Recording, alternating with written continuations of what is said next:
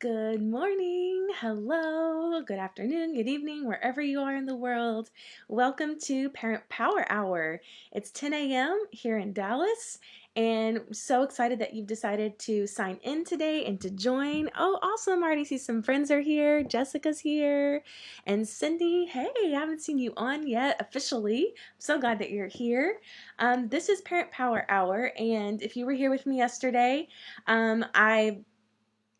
I was able to debut my shirt, and I gave this whole story about it, and then I was like, you know what, you guys, I would wear it every day because it's such a great reminder. And then I did this whole thing about how, like, I'm not gonna do that. That's not my style.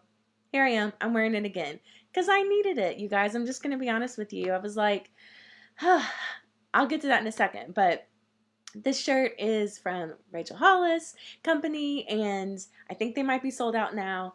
But I actually ordered it way back before, like maybe the first few days of our quarantine periods here in Dallas. And yes, good morning, Jessica. Hi, Cindy. Thanks for saying hello. And I ordered it back then, actually, and then ended up last week. We focused a lot, and the week before, actually, here on Parent Power Hour, we focused a lot on joy and choosing joy and the things that might even get in your way of keeping you from seeing your joy, from experiencing the joy.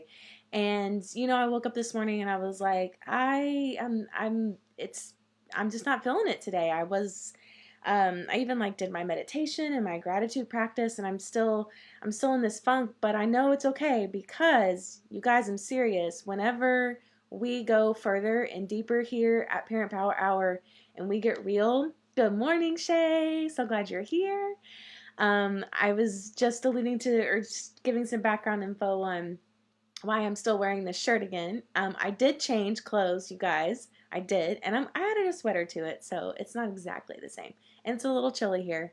But I can always tell when we're starting to get real and to get to some amazing, powerful changes happening in the community, in our lives. Because I start to feel like just like this weight and this heaviness of my spirit, of my joy, of things just on my mind, right? And so that's kind of where I was when I woke up this morning. And I sat with it. I did my gratitude practice. Who's participating in the next 90 days challenge? Yeah, okay, good. And this is another reminder to join in with me. I invite you to join in. I think we have about 78 days left or so of the next 90 days. Good morning, Janet. I see that you're here. Welcome in. Shay's here. Cindy's here. Jess is here. Starting to feel good. Starting to feel like a little family group coming in. I love it. So I'm just encouraging you again, go check it out. It's thehollisco.com/next90, that's 90. And you can also use the hashtag next90 challenge to kind of check in and see what's going on with the community. And it's all about powering up, which is what Parent Power Hour is about. I hope that when you come here, you are powering up. And we defined a few weeks ago in our episodes here on Parent Power Hour that power for us means the ability to affect change. And that comes from Dr. Martin Luther King. For his definition of power is that we actually have the ability and the position to affect change. And that's a great place for us to start today, actually. We've been here about 4 weeks. This is our 22nd episode, so we're coming into our 4th week. And NewMinds.tv has been with you since the beginning of this, in Dallas at least. I know we have some friends on the other side of the world that tune in often to our shows here on NewMinds.tv, and they have been at this for longer. But here in Dallas, we're kind of settling into week 4, and I know that we're not ready for the lift yet. I know that the light's starting to maybe show up a little bit. I'm not going to give out any false hope, and everyone has their own opinions on that. But what I'm inviting us to do at this point in time is we're kind of at what I'm kind of structuring my thinking around, at least anyways, as far as like a halfway point. It's not.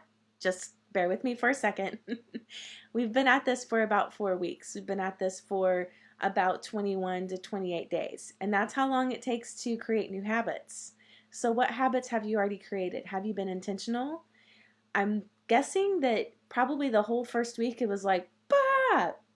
Reaction, fight or flight, right? We all did some version of that.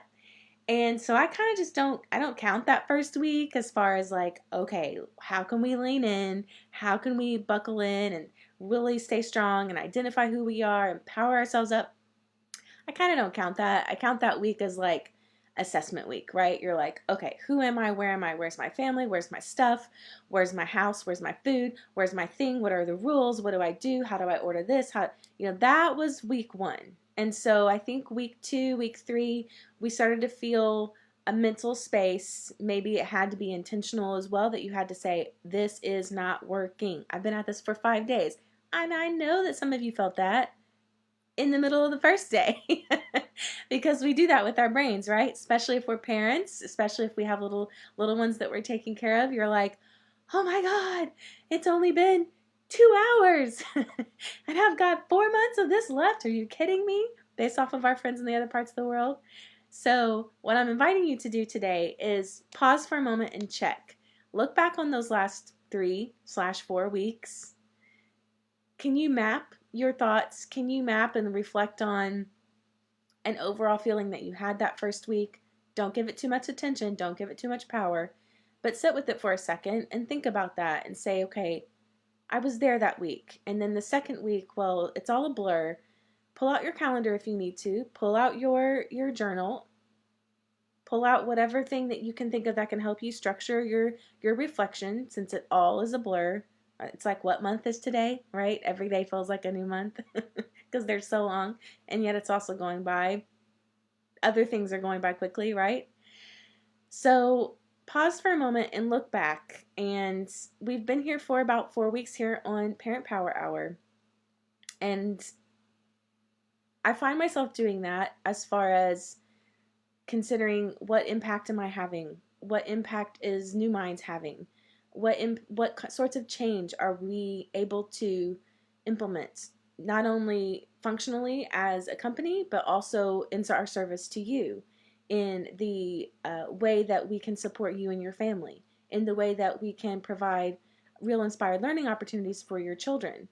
And so I'm also inviting you to do that personally, because I also think about that personally as far as how we are showing up here, or how I show up here for you for Parent Power Hour.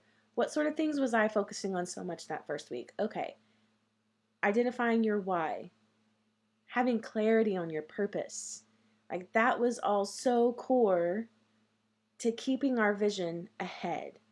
And I don't mean our 2020 vision, focus in. No, I don't mean that. What I mean is our aspirations, our goals, and that who we are and who we can be is actually beyond our present moment.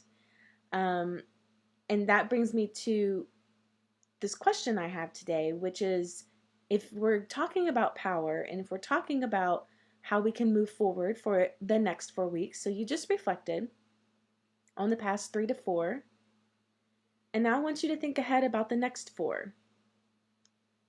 And you may not feel like it's the right time yet. I'm going to give you some tools, and when you feel like it's the right time, you'll be there. But I'm inviting you and I'm encouraging you to start thinking about, and we do this a lot here in Parent Power actually, to think about who you're going to be. And I'm not calling it the end of this, because there is no end to it. This is our reality, and I'm not saying we're in coronavirus lockdown forever. What I am saying is that there's a new normal that's already here. And when the lift happens, I'm passing that on. I heard that on, can't remember where, and I was like, that's what I can grab onto, that restrictions will be lifted and doors will be open again, and it's going to look different. We don't know what it's going to look like, but there's going to be a lift. And so that's how I'm referring to it for follow through on our conversation here today. And so think about when the lift happens. If it's 4 weeks, you may not feel like you're ready for that, but let's think about that. Come back to this when you're ready to think about it. And you may not agree that it's going to be in 4 weeks, and I'm not saying that it is. I have zero foundation. But what if? What if it is? Okay? Are you going to be what you were those past 4 weeks in these up and coming? So I guess for you guys, this is the past and this is the future.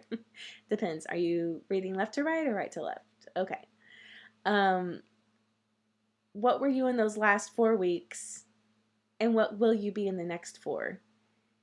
Because that is how you determine your power. That's how you determine your ability to affect change. And one of the core positions that we can maintain in our search or in our daily reminder of that we have the power, we have the ability to affect change, comes from either our motivation or our actual ability. Yesterday we really unpacked our ability. We talked about, do you even think you can? That's one half of it. The other half of it is, do you want to? Do you want to change? Do you want to affect change? I bet there's something. I bet there's something on both ends of it. That right now, when I just said, do you even want to change? I bet some of you were like, no, I don't. I'm good. We're going to do X, Y, and Z for forever. All right. And I bet some of you were like, well, I bet there's some things that, I don't feel super great about. I'm not really happy with how breakfast went this morning, but I can't change that. That's in the past. Or but some of you are like, yes, please. I want to change everything. Right? Um, Wherever you're at on that spectrum, even if you're somebody who's like, no, I'm good. I'm good. I don't want to affect any change, or I don't want to have any change in my life. All right, so then you lived in yesterday, and you're still skilling up, and you're saying, and not like the actual past, but in the question that we considered yesterday, which was, do you even think you can? Do you think you can? And so today, when we unpack this idea of motivation, if do you even want to, that actually starts with what we started with way back on week one. And that's another reason why I kind of went way back and said, okay, what have we? How did we start this whole thing? Like, what was the core of the service that I felt that the service and the message that we can bring and provide for you from newminds.tv to you as the parents, to you as the adults, to you as the teachers, right? Because not all of you are parents that are on here, that you are the people who are interacting and caring for others in your life, whether that's in your home, on your virtual meetings, on the FaceTime with the fam. And so narrowing in on that personal motivation is first and foremost. Do you want to? And if you want to, that's probably because you have a very strong, deep connection to your why, which is what we started with in the first week. Your personal motivation is your why, and you have a very deep, strong connection with for who. Not just why am I doing this, but for whom, or for who, for whom. Who do you do this for? Who do you wake up for every morning and say, you know what? That sucked yesterday and I'm going to retry again today. Or breakfast was awful. We all lost our cool. Lunch, I'm going to try again because it's important for me that my family knows that I'm here for them. Because it's important for me to be able to feel that I have come into living my best self. Because whatever your personal motivation for whatever your why is also connected to for who. Because in those moments when you don't feel like it, and I think this is one of the ultimate positions of power that parents have, when you won't do it for yourself, you'll do it for your kids. We know you will. Those teachers that get Teacher of the Year and National Teacher of the Year, and the ones that are always featured in all of the crazy, teacher movies, they may not take care of themselves, but they're going to take care of their kids. They're going to take care of the emotional well-being of the kids, that they have a reason. They have a for who. Who are they doing this all for? And what we often underestimate is the value in cultivating our ability to fill in the blank. We unpacked that a lot more yesterday. I'm just going to touch on it a second here. But if we, and I don't just mean skills, ability to, get your work done, but I also mean things like have tough conversations. Be able to name it, what's happening inside of you, and involve that in the conversation that you're having. Breakfast didn't go so well, so you know what, guys, we're gonna come back in. I know everybody's on their laptops. Just pause for a second. Come back to the breakfast table. Mom, don't want to. I don't know. I know you don't want to. Come on back. Come on back. I'm not really happy with myself. I lost my cool. Um, for some reason, I thought it was really important that you poured that milk just the right way. And I don't want you to think that, okay, lean into all of those skills that we practiced yesterday, what I want, what I don't want. And what you're doing there is you are putting a spotlight on the value in developing the ability to communicate and developing an ability to have a tough conversation. And you're putting a spotlight on the value in daily habits and even the little tiny things, and even the way that you encourage or redirect your child if they're pouring the milk in the cereal and, hey, no, no, no, no, no, no, don't do that, do that. Whoa, like even that, like if you respond that way to your child, like that shows where you're at emotionally, right? However, if you walk over and lift it up, look around you, what's happening in your bowl? Mom, I'm just trying to pour some milk. Let's think about pouring it in a way that's gonna be able to make it inside the bowl instead of everywhere else. Do you think you might be able? Okay, good, good. Okay, good. Wow, what a way different approach to not only ensuring that emotional and psychological safety with your child, and also modeling, like, okay, when things don't go the way that I know, because I'm in the house, I'm in the kitchen all day, I'm the one that's got to clean up the mess that you're about to make, right? Keep in mind, friends, keep in mind, this is for things like spilling the milk. This is not for things like crossing the road, right? You're going to have a lot more caution and do that. No, no, no, no, no, wait, wait, wait. Be real. Be real with me. Recognize that I recognize. We all recognize. A lot of the reason why we underestimate the value in developing our ability to have tough conversations, to be mindful about our daily practices and our mindset as well as our mindfulness, is because it's emotionally risky, right? Just like we are all about here on Parent Power Hour, is to better ourselves so that we can better serve those we love, our families, in our homes, our teams that we're on virtual meetings with. And when we can better ourselves, that takes a lot of emotional risk. That takes choosing joy when you know that the world's falling apart around you. That means opening your eyes and saying, okay, this is awful, this is terrible, this thing might kill me, this thing I'm just going to have to deal with, this thing I have zero control over.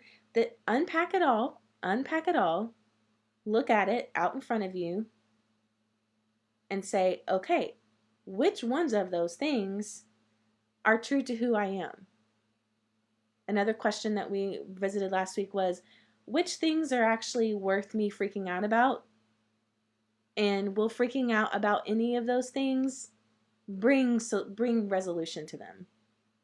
If I freak out more about this thing that's probably going to kill me, my kid spilling the milk all over the table, that's probably going to kill me. If I freak out about that, is that actually going to be the thing that fixes your kid spilling the milk? Hey, at least I moved on from math worksheets. You're welcome, everybody. When we're willing to lean into this emotionally risky area of vulnerability, of awareness of the emotional negativity that we are carrying within us when we worry about this and this and this and this and that and that and that, that the worry doesn't bring us any resolution. The worrying about something scientifically as well as historically in human experience has never caused something not to happen. It may be prepared you for the worst, and that's sure, go ahead and do that. Be prepared for the worst. Be realistic and choose your strategy. Choose your strategy of how you're going to implement your prepared for the worst scenario that you've created in your worries, okay? I'm going to flip over to something. This is my first time to screen share, you guys. I know, this is a big deal. This is a really big deal. But I wanted to show you where you'll still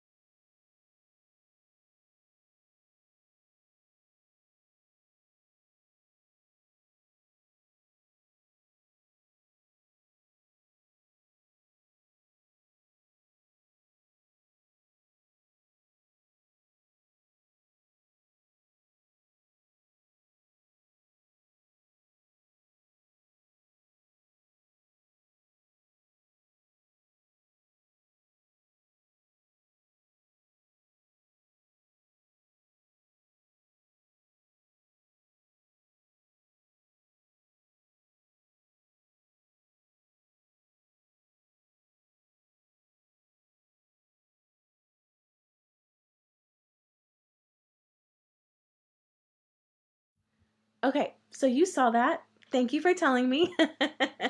I'll go back to that in a second and let you look at that again. I was doing a lot of this and a lot of la la la. So thank you so much. You know what? In my like excitement of trying that new screen, I didn't add my audio to it.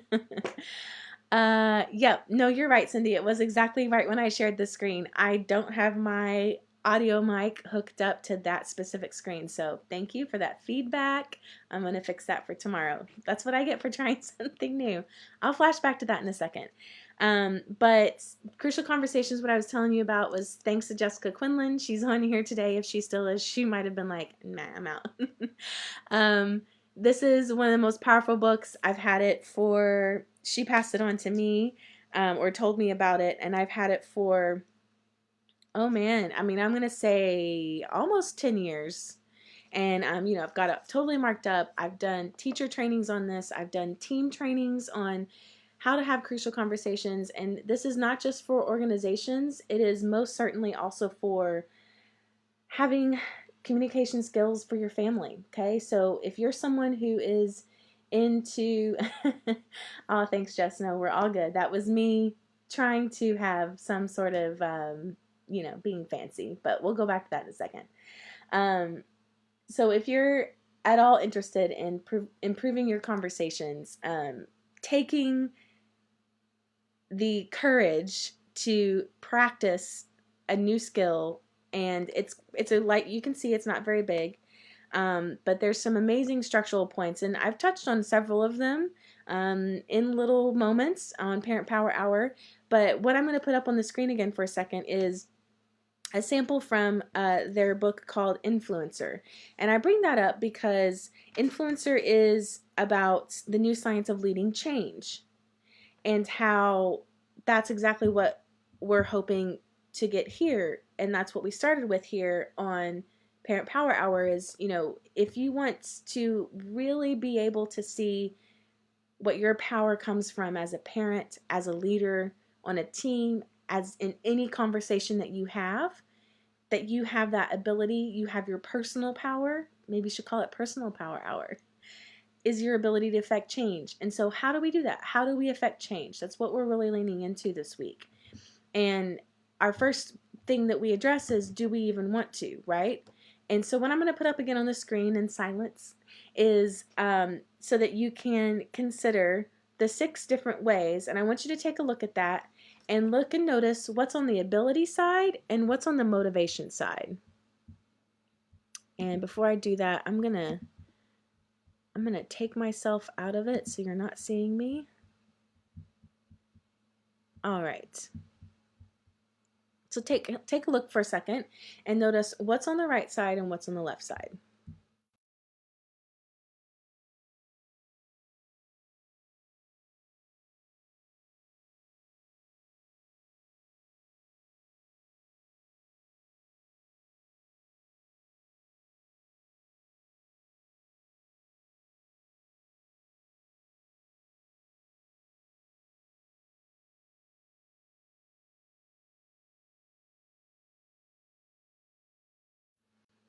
Okay, so what you took a look at was the ability, the motivation, and the ability, which is what we've been unpacking. Yesterday was more focused on the ability, which was, can you? And motivation is, do you even want to? And that's where we're landing today. And I put those up so that you could see that there, maybe you took a screenshot or something, so that you could see that what we spend a lot of our time doing is really focusing in on that motivation part, don't we? Especially think about your parenting. You're really thinking about that you want to help them love what they do and find the things that they love and discover.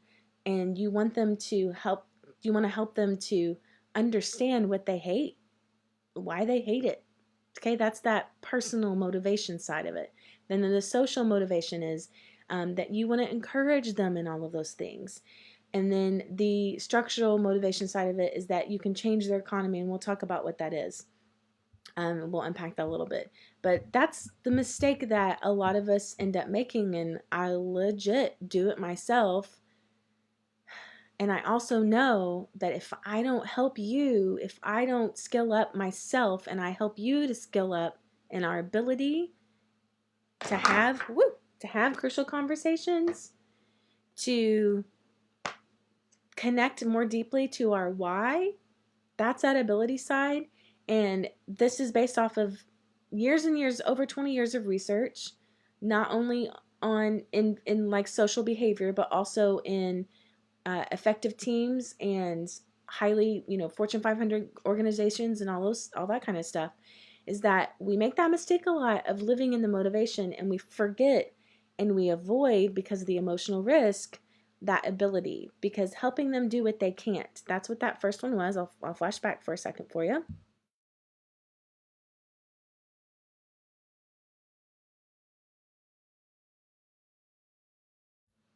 Okay, when you're looking for influence, which is the ability to affect change, which is where your power is, because power is the ability to affect change, that also includes your ability to pivot. So on that right side is, are you developing those abilities within yourself? Are you structuring your conversations in the way that you approach your parenting with your children, approach your communication with your team, all those things in number one, the ability side, which is helping them do what they can't. Because all of these years of research that the company did and conducted was that they learned that the most successful teams that had emotional safety, which it led to increased productivity, they lived on that ability side first, and then they moved over to the motivation. Because if you think about it, if you are more skilled at having a hard conversation, if you are more skilled at doing the hard things, if you are more skilled at focusing in on your gratitude and having a daily habit and practice, that's going to have a lot more influence on the tough conversations, right? The speed at which you can pivot and think. That's another reason why I invited you to go back to thinking about week 1. Did you and your family pivot pretty quickly, or did it take you week 2, week 3? Maybe you're just now pivoting. There's no right or wrong here. I'm inviting you to consider, okay? Think about, if you're those of you who are still on teams and working virtually, did your team pivot pretty quickly? Did your school say, this is what we're going to do, and we start changing? If they did, it's probably because you were able to have more honest conversations, more transparent conversations. You were able to move at a speed to a new norm a lot more quickly because of how often you had already been in the practice of having tough conversations, goal setting, vision casting. You've already done all of that. You had done all of that. You had been in practice of doing it. So when something new came in at you, you pivoted more quickly. Think about how this can apply to your family. If you haven't quite pivoted yet, this is your check-in point. I asked you to reflect on the last 4 weeks, and I asked you to start thinking about the next 4. In my brain, in my pretend brain, I'm saying, okay, well, in 4 weeks, when the lift happens, I want to look back at that point and say, well, that first 4 weeks out of the 8, those first 4, I was like, what? And then I did Parent Power Hour, and then I was like, okay, I think I got it. And here's all the stuff. And then the final 4 weeks, I was like, oh, focus, conversation, shorter Parent Power Hours, resources with sound. I'd like to be able to look back and see how I skilled up. Okay, that's me personally. I'm not a parent. However, I could go that side. I'm living with my 2 nephews that are 4 and 2 years old, and my sister and her husband, and this is how we do life here. Okay, I could go that same direction and say that first week, and you're probably doing it as well in your brain not right now, right? That first week, I was so focused on trying to figure out what all of this is with Parent Power Hour and my job. I remember checking in and clicking in with the families sometimes, but it was like, I just need to go get some coffee down in the kitchen. So I got to go down to the kitchen and, oh, hey, there's the boys and my sister. Hey, go back up to work. Week 2, I was even more immersed in work, way more immersed in all the things and the productivity and stuff I was doing. I don't think I even went down for like lunch very often. So when I start thinking about this process of my own personal ability to pivot, I wasn't having good work habits yet. Not work from home habits. My habits that I was practicing where I'm in the office, I can zone out and do this one project and do this thing. And then at 5 o'clock, 6 o'clock, I can go home and then think about my family, right? So that took some pivoting. That took some resetting of habits.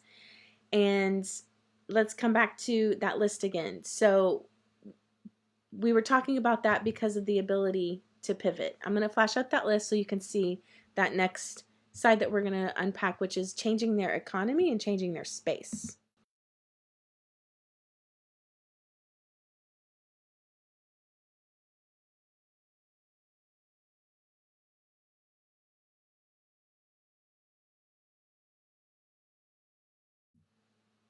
Okay, so we talked about providing assistance. We talked about helping them do what they can't. That's all on that side of the ability. The other side is that changing their space. You did that. We all did that, whether we wanted to or not. That's how that change happened. And probably after that, at the end of that first week or right before your kids started doing school from home, learning at home, you were probably in that same time. And I mean, I don't know about you guys, but for that first week, I was definitely like, okay, I already have my laptop at home. That's all I need. Sat on the couch and did all the stuff that I thought I needed to do. But then at the end of that week, I was like, whew, cannot be sitting on the couch all the time. That is insane. I need to change my space. So then I found the space to go and set up and have a desk. You did the same thing for your kids. They now have a space where they go and they do their learning from home. So whether we wanted to or not, like that was already there. That change and that influence was there because of the forced change in their space. So that motivation side of it is the part where I want to unpack a little bit, because that was the last step, and those are sequential. 1, 2, 3, 4, 5, 6 is that we change their economy when we're talking about the emotional. Excuse me, let me zoom in for a second. The structural motivation is, yes, change their space and also change their economy. And we've actually talked about this, so let me unpack it for you for a second. A lot of that is the economy is the exchange of things, right? And that means restructuring or redoing our thinking on those rewards. Human behavior rewards. We are all smart and intelligent people. We know that human behavior is a lot of times predicted by rewards, consequences and rewards, right? Consequences can be positive and negative. Rewards can be positive and negative. The way that we're going to move towards doing something and having new habits is because we've probably been rewarded someday.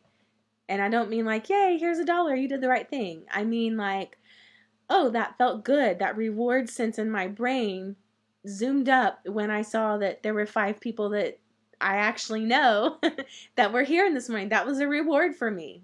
You guys all know what that means. And so when we're talking about influence and our ability to affect change in our families when it comes to rewards, this is where your opportunity to name it, not just to tame it, but also to bring awareness to it.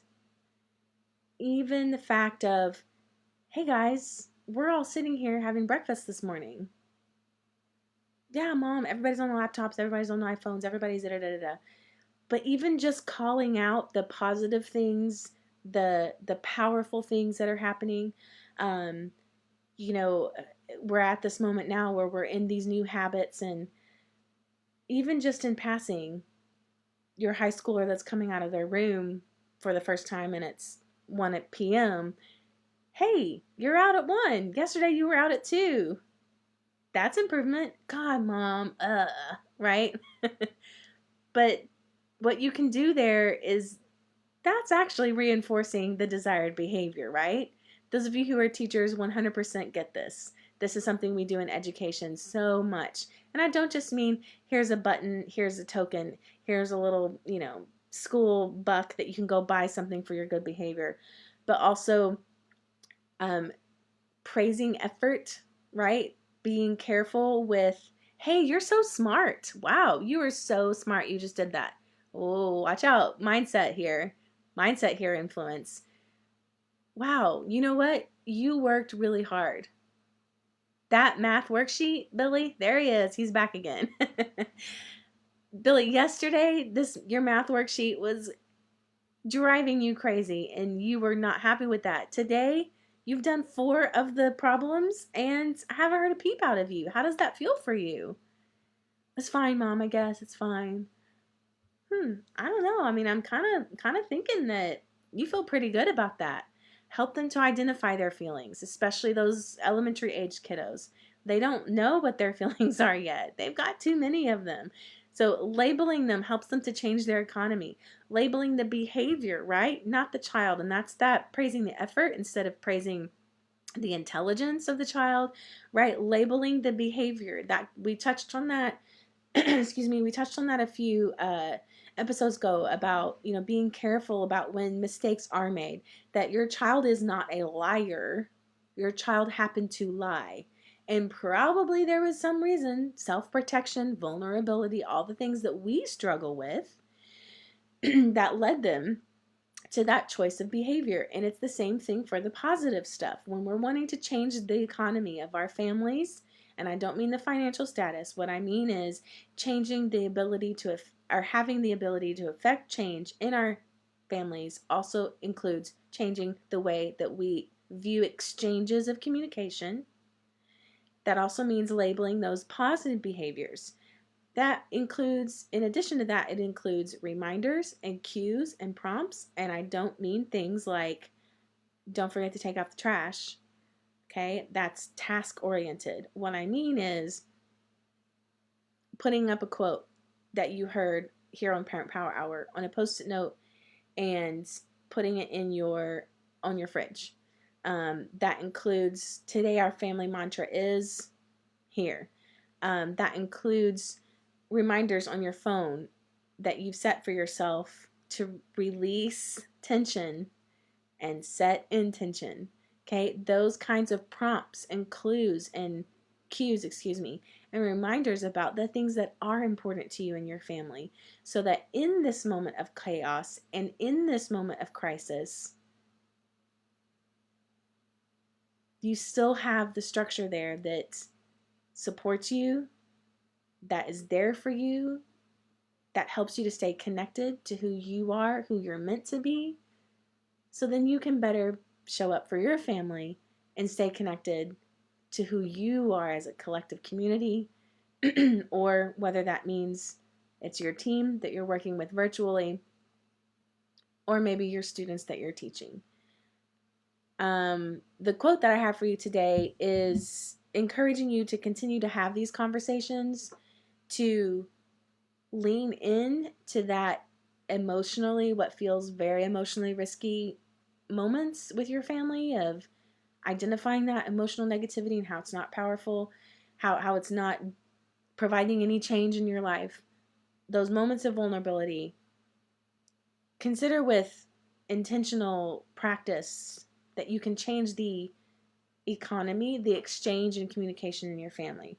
Because if you begin to be silent, so the quote is, our lives begin to end the day we become silent about the things that matter. When we start to say, well, it doesn't really matter anyways, like, it's fine, like, we're going to get out of this, and then I'll have to go get a new job, and then the kids will go back to school, and, it's whatever. Might as well not even talk about it. It's not going to help anything. I know that's none of you. I know that's none of you because you're here. But you have people in your life. I know it's none of you because you've chosen to click in and say, parent power? Yes, I need some parent power. I need some power in my personal life. I'm here for it. But you know that you have people in your life, other people that are on social media that you see that are venting to you, and which, yes, be a source of strength for them. And also know that start to see those signs of them becoming silent. Start to see the signs of the effect of them throwing up their hands and surrendering to the situation instead of stepping back and saying, you know what? I do want to have change. And I do want to be able to be here at the end of the lift, or when the lift happens, be here and know that I thought I could, that I had the ability, and that I had the motivation, which means I had the influence. That means that our family is going to be more roughed up on the edges, different looking, shaved haircuts and all, bad manicures.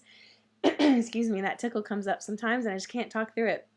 It sounds like I'm getting emotional, but I really am just getting like, wah.